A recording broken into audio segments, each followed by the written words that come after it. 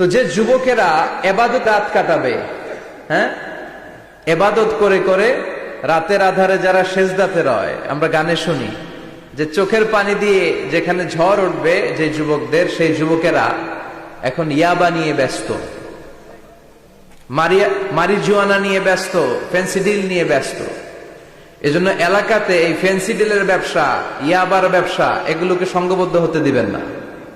জনপ্রতিনিধি কেউ আসছেন কিনা জানি না, মঞ্চে আমি জানি না, এটা আপনাদের দায়িত্ব। আপনারা এলাকার গণ্যমান্য ব্যক্তিবর্গদেরকে নিয়ে ওদের যে স্ট্রং একটা সিন্ডিকেট আছে এটা ভেঙে দেন, এলাকাটারে সুন্দর করেন, যুবকগুলোরে আল্লাহওয়ালা হতে সাহায্য করেন, ঠিক কিনা? তাহলে যুবকদের চরিত্র ধ্বংসের ক্ষেত্রে সবচেয়ে বড় হাতিয়ার হচ্ছে এই মাদক। নাম্বার 2, সেটা হচ্ছে পর্নোগ্রাফি। এখন হাতে হাতে মোবাইল আছে না নাই? এই যে এটা একটা সিনেমা হল, এটার নাম কি? কথা কন। যত সিনেমা আছে সব ঢুকানো যায়, আবার মাহফিলে ঢুকানো যায়। The choice is yours, the decision is yours. তুমি জান্নাতে যাবা না জাহান্নামের লাকড়ি হবা, সিদ্ধান্ত তোমার।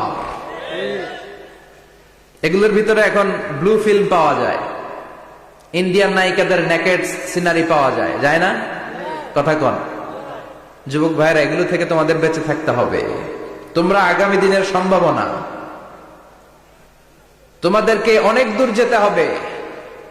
You have to make a very bright career for your society, for your family, for your country.